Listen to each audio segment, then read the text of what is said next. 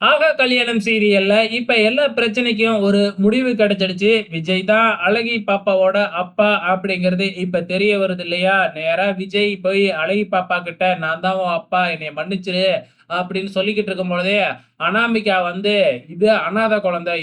இதுக்கு நீ அப்பாவா? அப்படின்னு திமிரா பேச, விஜய்க்கு பயங்கரமா கோவம் வந்து அனாமிகாவ ஒரு அற விட்டு, "நீ நீ ஒரு கொலைகாரி. நீ கொலை பண்ண ட்ரை பண்ணியிருக்க.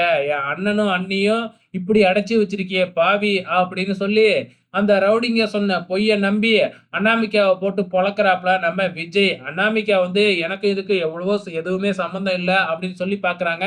ஆனா நம்ம விஜய் வந்து நம்பவே மாட்டேங்கிறாப்ல.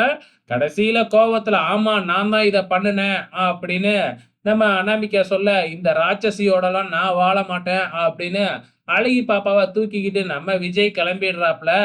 ஸோ இதுக்கப்புறம் என்ன நடக்குது? நம்ம சூர்யா தான் வந்து பார்த்தீங்கன்னா, ரொம்பவுமே ஃபீல் பண்ணிக்கிட்டு இருக்கிறாப்ல. அதுக்கப்புறம் வந்து மகா கிட்ட பேச ட்ரை பண்றாப்ல. மகா கிட்ட பேசும்பொழுது, "நீ என்கிட்ட மன்னிப்பெல்லாம் ஒண்ணும் கேட்க வேணாம்" அப்படின்னு சொல்லி சொல்றாப்ல. ஆனா நம்ம மகா இருந்துகிட்டு, "நான் எதுக்கு உங்ககிட்ட மன்னிப்பு கேட்கணும்? நீங்க தான் என்கிட்ட மன்னிப்பு கேட்கணும். நீங்க என்னைய பத்தி யோசிக்கவே இல்ல. என்னைய பத்தி யோசிக்காம நீங்க பாட்டுக்கு இப்படி செஞ்சுபுட்டு, நான் உங்ககிட்ட மன்னிப்பு கேட்கணுமா?" அப்படின்னு மகா வந்து என் மூஞ்சிலயே முழிக்காதீங்க அப்படின்னு சூர்யா கிட்ட கோவிச்சுக்கிட்டு போயிடுறாங்க. அதுக்கப்புறம் வந்து பாத்தீங்கன்னா, நம்ம ராஜலட்சுமி சூர்யா கிட்ட பேசி எப்படியாச்சும் மகாவ சமாதானப்படுத்து அப்படின்னு சொல்லி அனுப்பி வைக்கிறாங்க.